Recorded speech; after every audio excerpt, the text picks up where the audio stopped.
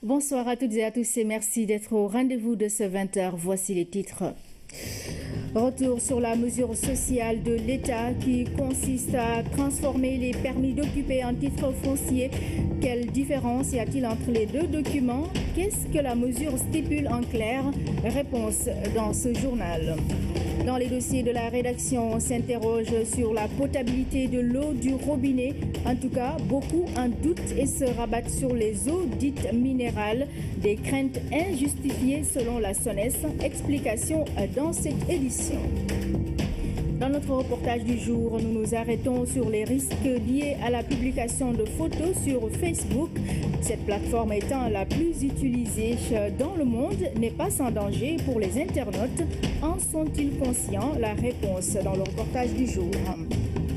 Agadir, au Maroc, sur toutes ses facettes, ville portuaire, station balnéaire, des opportunités que saisissent pleinement des Sénégalais. C'est le menu de la rubrique découverte. Voilà, messieurs, bienvenue dans ce journal. Sécurité de proximité comme approche pour l'employabilité des jeunes. C'est le thème de la réflexion qui a réuni des jeunes des régions du Sud et du Sud-Est et l'agence d'assistance à la sécurité de proximité à Kolda. Et pour l'occasion, plus de 1500 jeunes ont participé à ces échanges. Une rencontre mise à profit par le directeur général de l'ASP pour faire un bilan du projet Un ASP, un métier. C'est un compte-rendu de Salou Sek. À Kolda, la mobilisation était au rendez-vous lors de cet atelier de partage sur la gouvernance sécuritaire de proximité et l'employabilité des jeunes. Plus de 1500 jeunes ont assisté à cette rencontre, une forte mobilisation qui témoigne de l'intérêt que ces jeunes accordent à cette agence, une structure qui œuvre pour la sécurité des citoyens, mais aussi pour l'employabilité des jeunes. L'ASP contribue à l'employabilité des jeunes, d'autant plus que l'employabilité se définit comme mettre les conditions nécessaires pour un emploi durable et un emploi pérenne. Aujourd'hui, les ASP, quand ils sont recrutés, ils sont là pour 2 ans renouvelés 2 ans. Dans le cadre de cet engagement civique, on leur offre des métiers, 72 métiers, 17 filières, grâce à la convention signée avec le ministère de la formation professionnelle. Au total, 7000 jeunes ont été enrôlés dans les différents métiers. Un travail remarquable, magnifié lors de cette rencontre initiée par les conseils régionaux des jeunesses du Sud et du Sud-Est. J'ai l'habitude de dire que j'ai un concept que j'ai collé à cette agence. C'est que moi je dis qu'un ASP égale à un jeune chômeur de moins, un ASP égale à un immigré de moins, un ASP égale à un délinquant de moins. Donc, par ces 3 concepts, je me permettrai de féliciter exactement le président de la République, son Excellence Macky Sall, qui a compris en fait que la sécurité elle devrait être une sécurité de proximité pour pouvoir servir la population. Aujourd'hui, cette agence a joué un rôle considérable dans le règlement de conflits qui n'a que plus trop duré dans notre zone. Nous vivons dans des régions frontalières à plusieurs pays, donc où les frontières sont poreuses, le problème de sécurité se pose véritablement.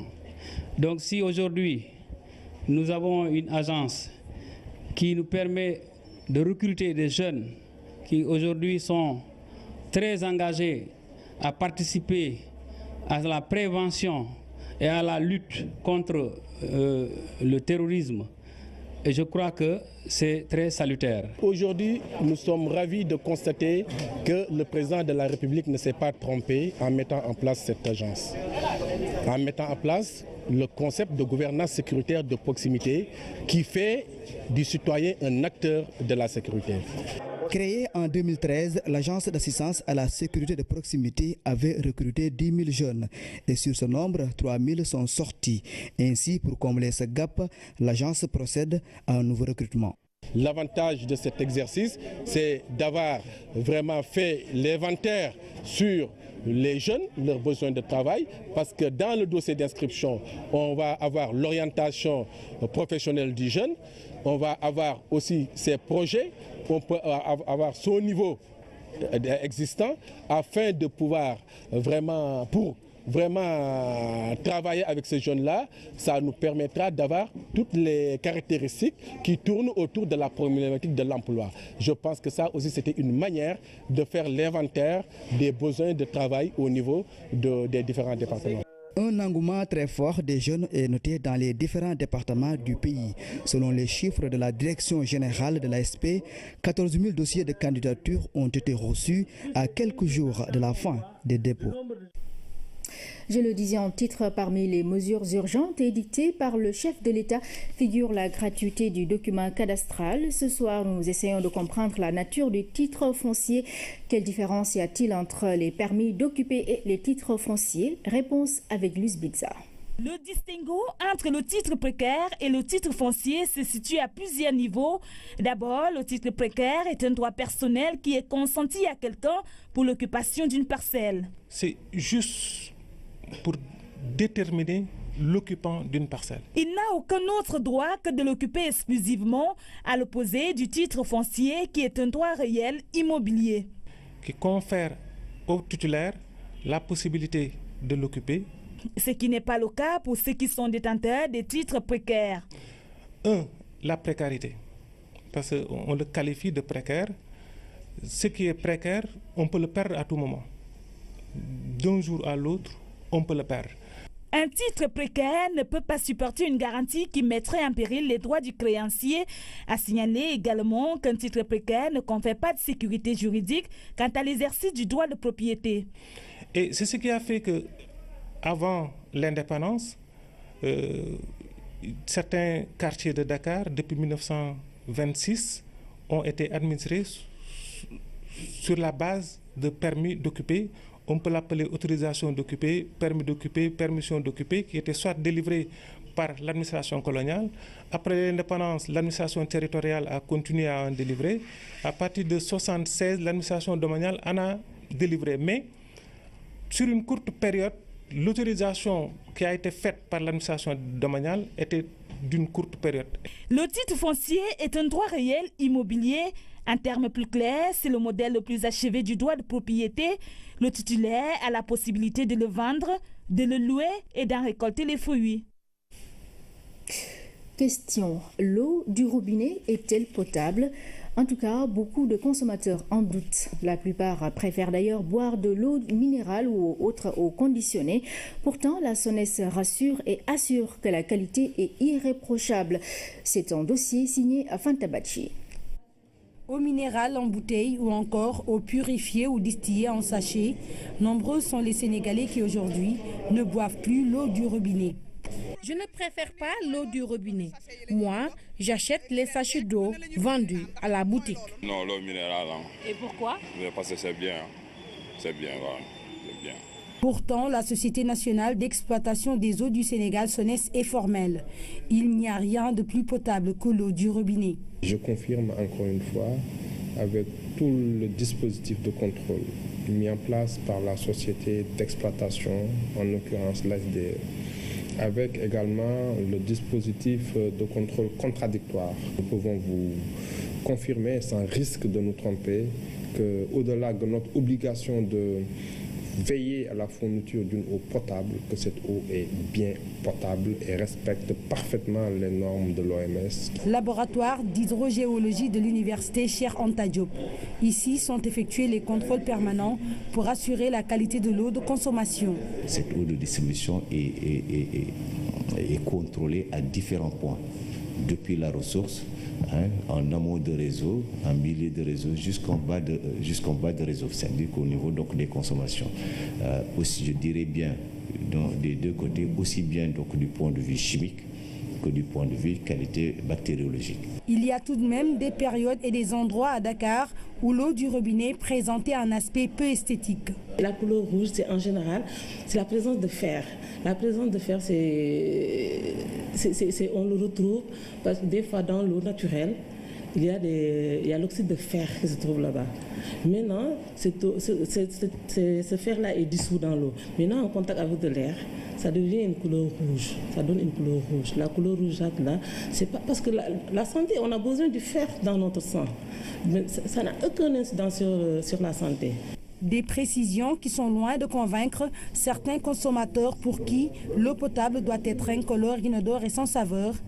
Pour eux, l'eau minérale purifiée ou distillée présente plus ces critères. Les spécialistes, pour leur part, invitent les consommateurs à la prudence sur ces eaux commercialisées dans les sachets et qui inondent le marché. Le contact de l'eau avec le sachet plastique, c'est déjà un premier danger. Mais en plus, c'est ceux qui le font. Parce qu'on a vu que beaucoup de personnes maintenant, vraiment sous leur propre initiative, s'achètent une petite unité de filtration. Moi, je dirais une unité de filtration. Et même si c'était de filtration mécanique qui enlève juste les matières organiques, les matières en suspension, ça je peux dire. Mais pour beaucoup, ils utilisent donc des filtrations qui est en train de tirer toute la substance minérale dans l'eau. Et ça, c'est déjà un danger parce que l'eau est un aliment d'abord qui doit contenir des sels, des nutriments, des sels nutritifs. Le sodium, le calcium, le potassium, le manganèse, etc. On a échantillonné sur ces eaux en plastique. On a vu effectivement que pour beaucoup de ces sachets, il y avait les germes qui étaient dedans. Qualité du service et satisfaction de la demande reste le principal défi de la SONES pour qui la qualité de l'eau qu'elle distribue dans les ménages ne fait pas de doute. Place à notre reportage du jour. On peut l'affirmer, Facebook est le réseau social le plus utilisé dans le monde. Échanges, rencontres, ventes en ligne, chacun a ses motivations. Question, est-il toujours approprié de poster des photos sur cette plateforme qui, il faut le dire, n'est pas sans risque? Élément de réponse avec René Massiga-Diouf. Avec plus d'1,8 milliard d'utilisateurs en 2016, Facebook est le réseau social le plus utilisé. Jeunes comme adultes y montrent leur passion et échangent manière d'être et point de vue. Cependant, cette communauté a-t-elle toujours les mêmes préoccupations de connexion? Quelle utilisation tous ces gens en font-ils? Les réponses sont nombreuses et variées. Facebook, je crois que c'est un moyen déjà de divulguer des informations, de communiquer surtout avec des gens qu'on n'a pas vus pendant, par exemple, des années. Quand j'entre sur Facebook, c'est juste pour aimer, commenter ce que j'aime, c'est tout. Pas pour poster des images le plus souvent. Échanges, rencontres, posts, ventes en ligne. Les préoccupations sont exactement différentes. Beaucoup utilisent le réseau social pour être proches des amis, parents, connaissances qui vivent sous d'autres cieux. Pour certains, il s'agit de valoriser leur image auprès des autres. C'est presque l'une des premières motivations. Je poste déjà beaucoup de photos pour des gens qui ne m'ont pas vu durant une éternité, par exemple. Et j'ai une page à l'intérieur de Facebook qui me permet de divulguer mon savoir-faire, surtout avec la formation que je suis. J'ai une page spéciale qui permet de promouvoir vraiment de faire une publicité sur ce que je fais. La plupart des gens qui viennent ici utilisent Facebook. Ils sont là parfois pour publier des photos. On rencontre tout de même des personnes qui ont arrêté les publications de photos. Elles utilisent le réseau social pour s'informer et regarder ce que font les amis. Auparavant, j'utilisais Facebook, je postais des photos. Et maintenant, les gens ont tendance à pirater les comptes. C'est pourquoi je me suis dit que pourquoi ne pas arrêter de poster les photos et tout. Avec le développement des technologies de l'information et de la communication, on peut facilement aller prendre les informations d'autrui, les manipuler, les échanger. Parce que les technologies le permettent très facilement. Si le réseau social se caractérise par le trait d'union qu'il constitue entre membres d'une même communauté, il n'en demeure pas moins qu'il est un couteau à double tranchant. Certains utilisateurs en sont conscients. Les photos et autres affaires postées peuvent faire l'objet d'une utilisation malsaine. Si je prends le cas des élèves, personnellement, parce que je suis formateur, le cas des étudiants, ils doivent plutôt l'utiliser dans le cadre de leur activité principale, mais pas dans un cadre global où n'importe qui peut venir échanger n'importe quoi. Parce que moi, je peux envoyer une image, ensuite recevoir une autre image, couper, manipuler cette image et mettre à la place une autre image. Changer des sons, des voix à la place d'autres personnes. Donc il faudrait que ça soit très prudent, que tout aspect privé ne soit pas mis dans la place publique au niveau de Facebook. Chacun a sa conception et ses motivations sur Facebook. Le réseau social a des avantages, mais aussi énormément d'inconvénients, parfois des histoires qui finissent très mal. Vigilance donc sur les réseaux sociaux. L'actualité internationale nous conduit au Mali et au Burundi. Nous commençons d'abord par la Tunisie pour parler des nouvelles peines de prison pour l'ex-président Ben Ali et son gendre. C'est un récit de Luis Bitsa. L'ancien président tunisien Ben Ali a été de nouveau condamné par contumace à 8 ans de prison ferme pour abus de pouvoir. Son gendre Saki El Materi écope de 6 ans de prison ferme dans une affaire d'immobilier à Sidi Bouzaïd, en banlieue de Tunis. Déjà condamné à de multiples reprises par contumace, Ben Ali, exilé en Arabie Saoudite, et son gendre qui vit aux Seychelles ont été reconnus coupables d'avoir usé de leur qualité pour se procurer un avantage injustifié, causant un préjudice à l'administration, d'après le porte-parole du parquet. Dans une note confidentielle transmise au Conseil de sécurité, le secrétaire général de l'ONU, Antonio Guterres, s'inquiète de l'impasse politique persistante au Burundi. Il pointe aussi les récents propos du président Pierre Nkurunziza, qui a évoqué la possibilité de se représenter pour le 4e mandat et de plonger le pays dans une crise toujours plus grave. Cette lettre d'Antonio Guterres, qui doit être rendue publique demain, fait le constat de l'impossibilité de l'ONU à agir au Burundi. Au Mali, des émeutes anti-alcool ont eu lieu ce dimanche dans la ville de Tombouctou. Pendant plusieurs heures, des groupes de jeunes ont détruit les lieux de vente et de consommation d'alcool à travers la ville. Aucun blessé, mais les dégâts matériels importants. Le calme est revenu à la mi-journée. Ces émeutes sont survenues suite à une polémique autour de la vente d'alcool fort en sachet. Dans l'actualité sportive, la 20e édition de la Coupe d'Afrique des Nations de football U20 s'est ouverte aujourd'hui à Lusaka, en Zambie. Une entrée en matière réussie pour le pays hôte qui a battu la Guinée par 1-0. Dans l'autre match du groupe A, l'Égypte et le Mali ont fait match nul vierge. Retour sur les temps forts des 2 premiers matchs avec Pape Biram Biguendiaï. Une première historique pour la Zambie qui organise pour la première fois une Coupe d'Afrique des Nations de football. En ma capacité de président de la Confédération africaine de football, j'ai pris son Excellence, M. Edgar Chungu, de bien vouloir procéder à l'ouverture solennelle de la 20e édition de la Coupe Totale U20 qui se déroule ici en Zambie 2017.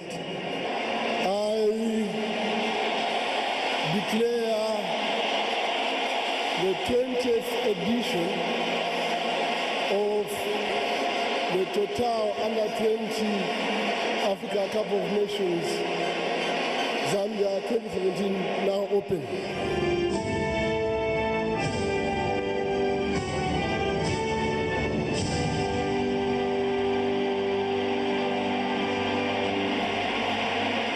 Aux National Heroes de Lusaka, les Chipolopolo de la Zambie font sensation et réalisent une belle entrée dans cette CAN U20. Après une première mi-temps tambour battant, le déclic intervient en début de seconde période. 47e minute, perte de balle guinéenne et la machine zambienne s'emballe. Un super jeu en triangle, le décalage dans l'intervalle et Patson Daka ouvre le score. Et le but pour la Zambie, inscrit par Patson Daka. La deuxième occasion était la bonne pour le grand espoir du football zambien, avec ce travail superbe d'Emmanuel Banda, le milieu de terrain zambien qui par sa rentrée a totalement secoué son équipe et l'a réveillé. 1-0 pour le pays organisateur, le stade de Lusaka Chavir. Ils ont eu 2 occasions et la troisième était la bonne avec encore au départ de l'action Chilufia, Emmanuel Banda et Patson Daka intérieur du pied droit. Il vient tromper le gardien Sekouba Kamara. Patson Daka, le réalisme est là. Le coup d'œil à l'arbitre de touche, pas de danger, il n'y avait pas de hors-jeu. Le gardien s'est couché. Et Patson Daka qui emmène la Zambie vers le bonheur, le salto pour fêter ça. La réaction guinéenne est instantanée, mais sans succès. Les Zambiens ont même failli corser l'addition. En fin de match, un but refusé pour position de hors-jeu. 1-0, c'est le score final. Vu la déception d'Edouard Chilufia. Éloigner non seulement le danger, mais créer quelque Dans l'autre affiche du groupe A, Maliens et Égyptiens ont livré un duel épique avec de la qualité technique dans le jeu. Ce sont les Aiglons du Mali qui ont pris l'initiative du jeu de la première à la 90e minute. Mais sans marquer, grosse domination stérile avec des occasions à l'appel, un manque de réussite totale, des joueurs qui par moments oublient le collectif et se ruent vers l'attaque. Trop personnel. Les Égyptiens auraient pu prendre le dessus et réaliser le hold-up parfait, mais à l'arrivée, c'est un nul blanc 0-0. La Zambie caracole seule en tête du classement du groupe A avec 3 points. Et ce lundi, c'est l'entrée en liste du Sénégal. Ce sera face au Soudan, tombeur du Nigeria, champion d'Afrique en titre, en éliminatoire de la CAN U20. Coup d'envoi, 13h. Football toujours, 12e journée de la Ligue 1. Le Guédiawaye Football Club a battu hier le Teungueth FC sur le score d'1-0. Le match s'est joué au stade Amadou Barry. Retour sur les temps forts de la partie avec Ibrahim Mboupa. Le président du Teungueth FC est venu avec un cadeau pour Djamil Faye, président du Guédiawaye Football Club. L'équipe de Rufisque, faute de terrain, reçoit le GFC sur sa propre pelouse à Amadou Barry. Le fair play dans toute sa splendeur. Peu d'occasions franches en première période, tout juste des velléités offensives sans relief. Les deux équipes se neutralisent après 45 minutes. En début de seconde période, Mohamedou Dramé, entré en jeu, manque de justesse technique pour tromper le portier du GFC. Celui du Teungueth FC, Mamadou Kandiouf, lui, joue avec le feu et finit par se brûler les ailes. Une prise de risque inutile, Moïse Wade en a profité pour marquer.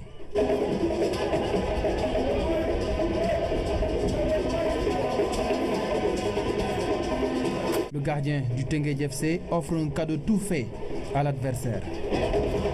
Les Rufisquois ont tenté d'égaliser sans y arriver. Score final, 1-0 en faveur du Guédiawaye Football Club. Comme je le dis souvent, les matchs se gagnent sur le plan tactique, comme ça se perd sur le plan tactique.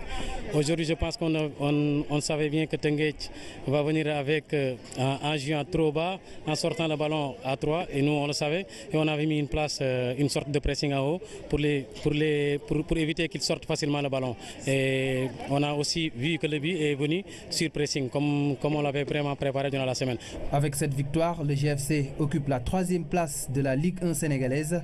Le premier succès du club après le changement d'entraîneur il y a quelques semaines. Et puis la 12e édition du tournoi du directeur de la télévision nationale a vécu. La finale s'est jouée ce dimanche. La finale a été remportée par l'école de football Guelwaar face à Marzin Sport sur le score de 3-0. Les temps forts avec Oumar Baldé. L'instant est symbolique. L'école de football Guelwaar remporte la coupe du directeur de la télévision nationale édition 2017. Une victoire qui a tardé. En première période, les deux équipes se sont neutralisées, 0 but partout. Au retour des vestiaires, Guelwaar revient avec de nouvelles ambitions et dirige le jeu. Sur une belle séquence de jeu, Ibrahim Thiam foudroie le portier de Marzin Sport. 1 but en faveur de Guelwaar.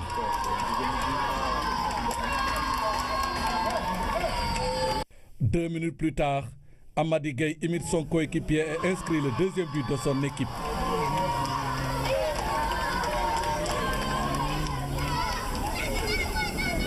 Malgré son avance, l'équipe de Guelwaar continue à attaquer et sur un coup de tête, Issa Diallo corse l'addition.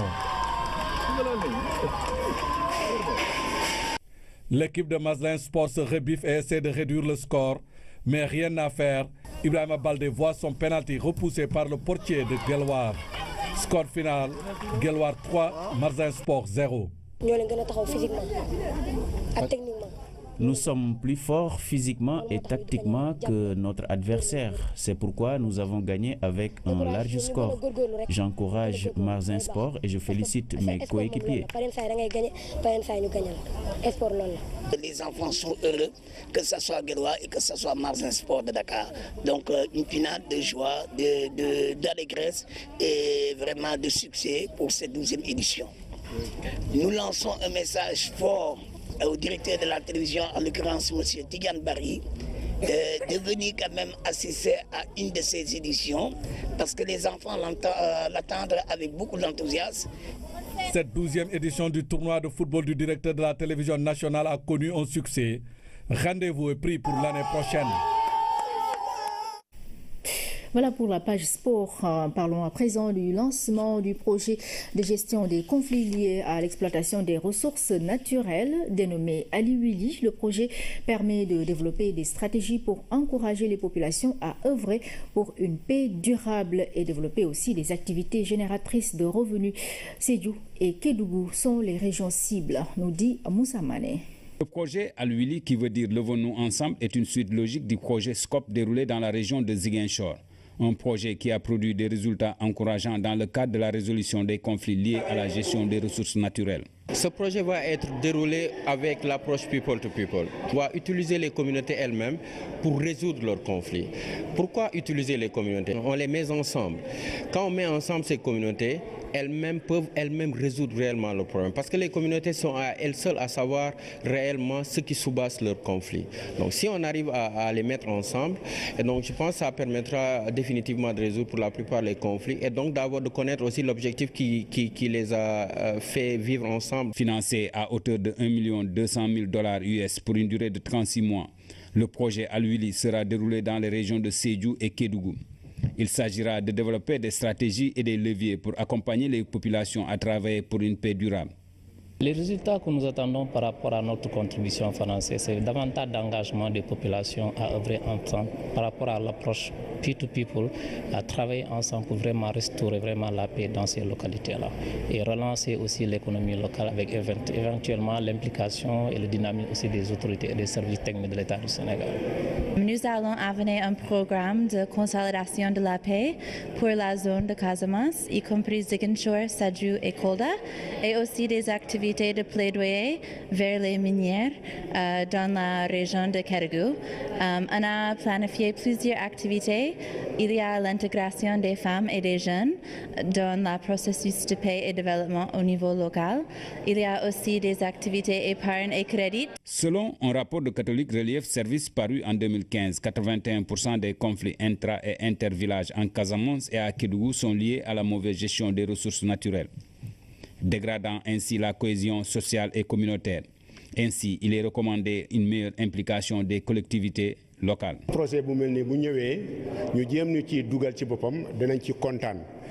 Si un tel projet arrive dans notre localité, nous ne ferons que le saluer et nous nous engageons à le soutenir et l'accompagner. Nous allons sensibiliser les chefs de village pour qu'ils s'engagent davantage car ce projet vient nous aider dans la résolution des conflits liés aux ressources naturelles. Le projet ciblera directement 1764 nouveaux bénéficiaires dans 31 villages avec plus de 12 348 membres communautaires additionnels ayant une opportunité de bénéficier des activités de population à population, ce qui du reste favorisera les interactions pacifiques et les solutions durables de gestion des ressources naturelles. Place à la rubrique découverte qui nous conduit ce soir à Agadir, troisième port de pêche du Maroc et première station balnéaire du royaume chérifien. Agadir est une ville développée où les Sénégalais sont bien intégrés. La rubrique découverte est signée Cheikh Bamba Gueye. Agadir au Maroc.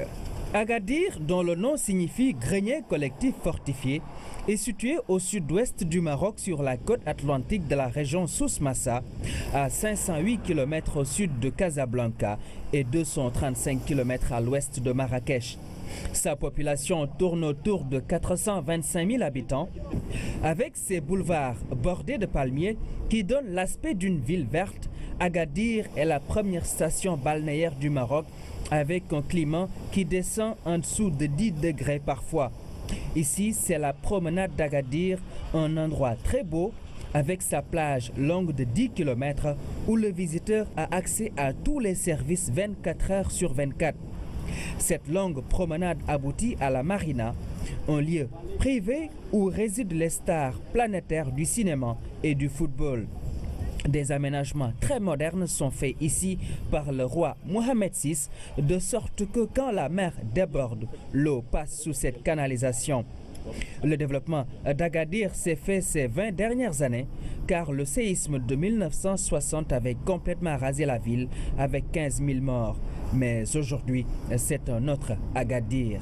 En 1960, il y a eu un tremblement de terre à Agadir qui a rasé complètement la ville d'Agadir. C'est une ville qui est vraiment développée et qui n'a rien à envier aux autres villes, que ce soit Marrakech, que ce soit Casablanca ou même Rabat et Fès, ainsi de suite. Ils ont misé sur la propreté, la sécurité que vous avez même constatée. Et vous avez aussi la citoyenneté, c'est-à-dire la population se sent concernée.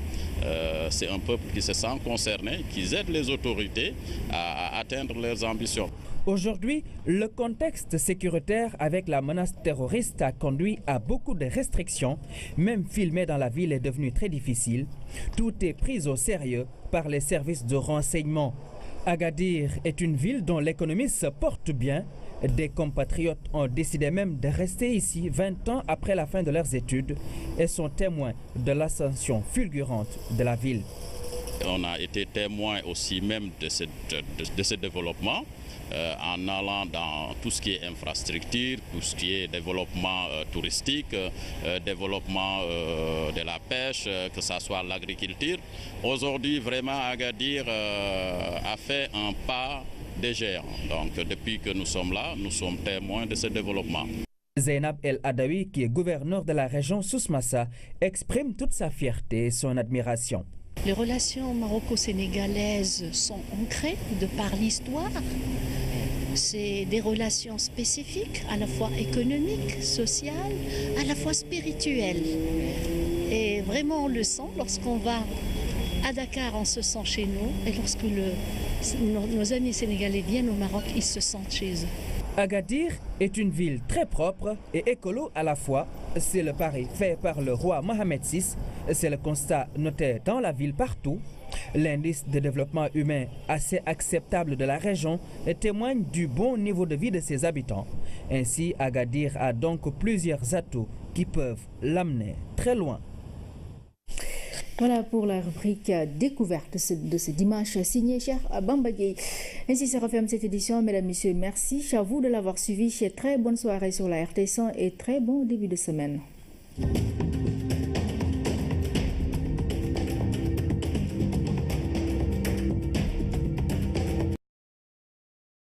De féliciter exactement le président de la République, son Excellence Macky Sall, qui a compris en fait que la sécurité elle devrait être une sécurité de proximité pour pouvoir servir la population. Aujourd'hui, cette agence a joué un rôle considérable dans le règlement de conflits qui n'a que plus trop duré dans notre zone. Nous vivons dans des régions frontalières à plusieurs pays, donc où les frontières sont poreuses. Le problème de sécurité se pose véritablement.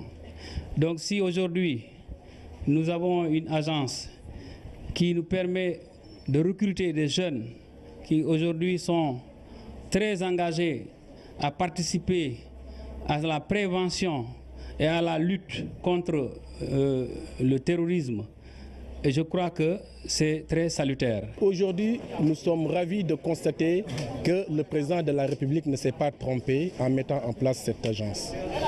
En mettant en place le concept de gouvernance sécuritaire de proximité qui fait du citoyen un acteur de la sécurité. Créée en 2013, l'Agence d'assistance à la sécurité de proximité avait recruté 10 000 jeunes et sur ce nombre, 3 000 sont sortis. Ainsi, pour combler ce gap, l'agence procède à un nouveau recrutement.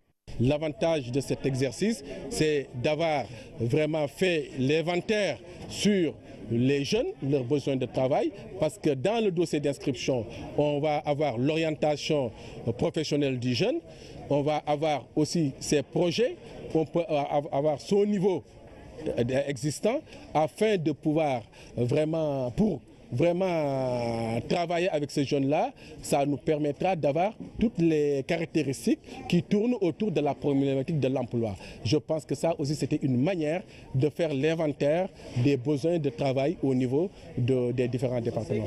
Un engouement très fort des jeunes est noté dans les différents départements du pays. Selon les chiffres de la Direction générale de l'ASP, 14 000 dossiers de candidature ont été reçus à quelques jours de la fin des dépôts. Je le disais en titre, parmi les mesures urgentes édictées par le chef de l'État figure la gratuité du document cadastral. Ce soir, nous essayons de comprendre la nature du titre foncier. Quelle différence y a-t-il entre les permis d'occuper et les titres fonciers? Réponse avec Luce Bizza. Le distinguo entre le titre précaire et le titre foncier se situe à plusieurs niveaux. D'abord, le titre précaire est un droit personnel qui est consenti à quelqu'un pour l'occupation d'une parcelle. C'est juste pour déterminer l'occupant d'une parcelle. Il n'a aucun autre droit que de l'occuper exclusivement, à l'opposé du titre foncier qui est un droit réel immobilier. Qui confère au titulaire la possibilité de l'occuper Ce qui n'est pas le cas pour ceux qui sont détenteurs des titres précaires. La précarité. Parce qu'on le qualifie de précaire. Ce qui est précaire, on peut le perdre à tout moment. D'un jour à l'autre, on peut le perdre. Un titre précaire ne peut pas supporter une garantie qui mettrait en péril les droits du créancier. A signalé également qu'un titre précaire ne confère pas de sécurité juridique quant à l'exercice du droit de propriété. Et c'est ce qui a fait que, avant l'indépendance, certains quartiers de Dakar, depuis 1926, ont été administrés sur la base de permis d'occuper. On peut l'appeler autorisation d'occuper, permis d'occuper, permission d'occuper, qui était soit délivré par l'administration coloniale. Après l'indépendance, l'administration territoriale a continué à en délivrer. À partir de 1976, l'administration domaniale en a délivré. Mais sur une courte période, l'autorisation qui a été faite par l'administration domaniale était d'une courte période. Le titre foncier est un droit réel immobilier.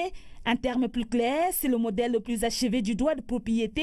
Le titulaire a la possibilité de le vendre, de le louer et d'en récolter les fruits.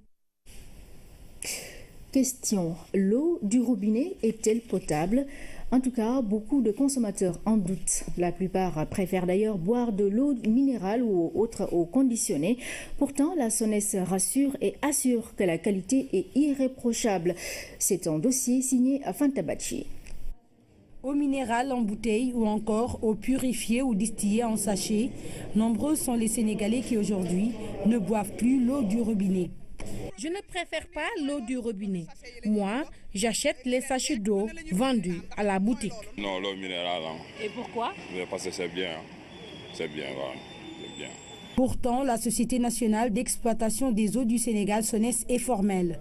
Il n'y a rien de plus potable que l'eau du robinet. Je confirme encore une fois, avec tout le dispositif de contrôle mis en place par la société d'exploitation, en l'occurrence l'ASDE, avec également le dispositif de contrôle contradictoire. Nous pouvons vous confirmer, sans risque de nous tromper, qu'au-delà de notre obligation de veiller à la fourniture d'une eau potable, que cette eau est bien potable et respecte parfaitement les normes de l'OMS. Laboratoire d'hydrogéologie de l'université Cheikh Anta Diop. Ici sont effectués les contrôles permanents pour assurer la qualité de l'eau de consommation. Cette eau de distribution est contrôlée à différents points, depuis la ressource, en amont de réseau, en milieu de réseau, jusqu'en bas de réseau, c'est-à-dire qu'au niveau donc, des consommations.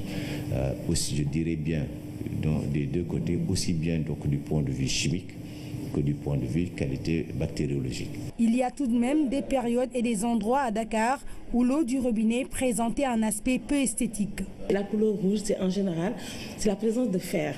La présence de fer,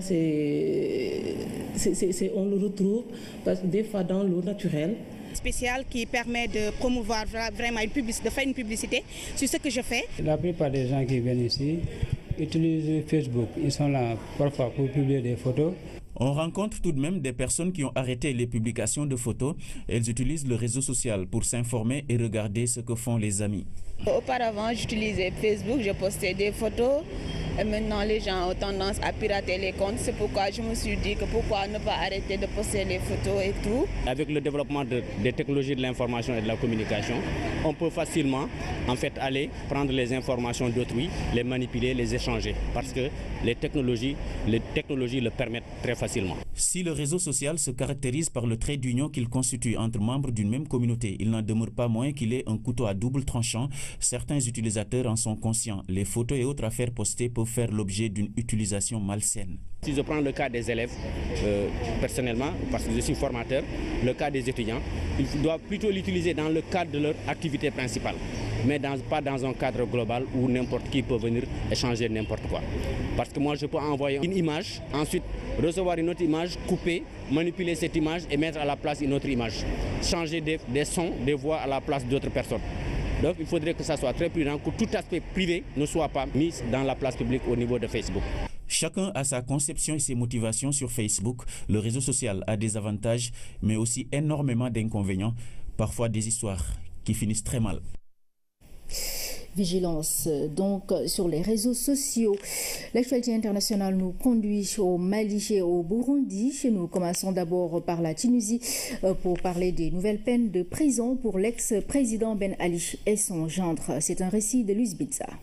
L'ancien président tunisien Ben Ali a été de nouveau condamné par contumace à 8 ans de prison ferme pour abus de pouvoir. Son gendre Saki El Materi écope de 6 ans de prison ferme dans une affaire d'immobilier à Sidi Bouzaïd, en banlieue de Tunis. Déjà condamné à de multiples reprises par contumace, Ben Ali, exilé en Arabie Saoudite, et son gendre qui vit aux Seychelles ont été reconnus coupables d'avoir usé de leur qualité pour se procurer un avantage injustifié, causant un préjudice à l'administration, d'après le porte-parole du parquet. Dans une note confidentielle transmise au Conseil de sécurité, le secrétaire général de l'ONU, Antonio Guterres, s'inquiète de l'impasse politique persistante au Burundi. Il pointe aussi les récents propos du président Pierre Nkurunziza, qui a évoqué la possibilité de se représenter pour le 4e mandat et de plonger le pays dans une crise toujours plus grave. Cette lettre d'Antonio Guterres, qui doit être rendue publique demain, fait le constat de l'impossibilité de l'ONU à agir au Burundi. Au Mali, des émeutes anti-alcool ont eu lieu ce dimanche dans la ville de Tombouctou. Pendant plusieurs heures, des groupes de jeunes ont détruit les lieux de vente et de consommation d'alcool à travers la ville. Aucun blessé, mais les dégâts matériels importants. Le calme est revenu à la mi-journée. Bonsoir à toutes et à tous et merci d'être au rendez-vous de ce 20h. Voici les titres. Retour sur la mesure sociale de l'État qui consiste à transformer les permis d'occuper en titre foncier. Quelle différence y a-t-il entre les deux documents? Qu'est-ce que la mesure stipule en clair? Réponse dans ce journal. Dans les dossiers de la rédaction, on s'interroge sur la potabilité de l'eau du robinet. En tout cas, beaucoup en doutent et se rabattent sur les eaux dites minérales. Des craintes injustifiées selon la SONES. Explication dans cette édition. Dans notre reportage du jour, nous nous arrêtons sur les risques liés à la publication de photos sur Facebook. Cette plateforme étant la plus utilisée dans le monde, n'est pas sans danger pour les internautes. En sont-ils conscients? La réponse dans le reportage du jour. Agadir, au Maroc, sur toutes ses facettes, ville portuaire, station balnéaire, les opportunités que saisissent pleinement des Sénégalais, c'est le menu de la rubrique découverte. Voilà, messieurs, bienvenue dans ce journal. Sécurité de proximité comme approche pour l'employabilité des jeunes. C'est le thème de la réflexion qui a réuni des jeunes des régions du Sud et du Sud-Est et l'agence d'assistance à la sécurité de proximité à Kolda. Et pour l'occasion, plus de 1500 jeunes ont participé à ces échanges. Une rencontre mise à profit par le directeur général de l'ASP pour faire un bilan du projet Un ASP, un métier. C'est un compte-rendu de Salou Sek. À Kolda, la mobilisation était au rendez-vous lors de cet atelier de partage sur la gouvernance sécuritaire de proximité et l'employabilité des jeunes. Plus de 1500 jeunes ont assisté à cette rencontre, une forte mobilisation qui témoigne de l'intérêt que ces jeunes accordent à cette agence, une structure qui œuvre pour la sécurité des citoyens, mais aussi pour l'employabilité des jeunes. L'ASP contribue à l'employabilité des jeunes, d'autant plus que l'employabilité se définit comme mettre les conditions nécessaires pour un emploi durable et un emploi pérenne. Aujourd'hui, les ASP, quand ils sont recrutés, ils sont là pour 2 ans renouvelés 2 ans. Dans le cadre de cet engagement civique, on leur offre des métiers, 72 métiers, 17 filières, grâce à la convention signée avec le ministère de la formation professionnelle. Au total, 7000 jeunes ont été enrôlés dans les différents métiers. Un travail remarquable, magnifié lors de cette rencontre initiée par les conseils régionaux des jeunesses du Sud et du Sud-Est. J'ai l'habitude de dire que j'ai un concept que j'ai collé à cette agence. C'est que moi je dis qu'un ASP égale à un jeune chômeur de moins, un ASP égale à un immigré de moins, un ASP égale à un délinquant de moins. Donc, par ces 3 concepts, je me permettrai... Il y a l'oxyde de fer qui se trouve là-bas. Maintenant, ce fer-là est dissous dans l'eau. Maintenant, en contact avec de l'air, ça devient une couleur rouge. Ça donne une couleur rouge. La couleur rougeâtre, là, c'est pas parce que la santé, on a besoin du fer dans notre sang. Mais ça n'a aucune incidence sur la santé. Des précisions qui sont loin de convaincre certains consommateurs pour qui l'eau potable doit être incolore, inodore et sans saveur. Pour eux, l'eau minérale purifiée ou distillée présente plus ces critères. Les spécialistes, pour leur part, invitent les consommateurs à la prudence sur ces eaux commercialisées dans les sachets et qui inondent le marché. Le contact de l'eau avec le sachet plastique, c'est déjà un premier danger. Mais en plus, c'est ceux qui le font. Parce qu'on a vu que beaucoup de personnes maintenant, vraiment sous leur propre initiative, s'achètent une petite unité de filtration. Moi, je dirais une unité de filtration. Et même si c'était de filtration mécanique qui enlève juste les matières organiques, les matières en suspension, ça je peux dire. Mais pour beaucoup, ils utilisent donc des filtrations même qui est en train de tirer toute la substance minérale dans l'eau. Et ça, c'est déjà un danger parce que l'eau est un aliment d'abord qui doit contenir des sels, des nutriments, des sels nutritifs. Le sodium, le calcium, le potassium, le manganèse, etc. On a échantillonné sur ces eaux en plastique. On a vu effectivement que pour beaucoup de ces sachets, il y avait les germes qui étaient dedans. Qualité du service et satisfaction de la demande reste le principal défi de la SONES pour qui la qualité de l'eau qu'elle distribue dans les ménages ne fait pas de doute. Place à notre reportage du jour. On peut l'affirmer, Facebook est le réseau social le plus utilisé dans le monde. Échanges, rencontres, ventes en ligne, chacun a ses motivations. Question, est-il toujours approprié de poster des photos sur cette plateforme qui, il faut le dire, n'est pas sans risque? Élément de réponse avec René Massiga-Diouf. Avec plus d'1,8 milliard d'utilisateurs en 2016, Facebook est le réseau social le plus utilisé. Jeunes comme adultes y montrent leur passion et échangent manière d'être et point de vue.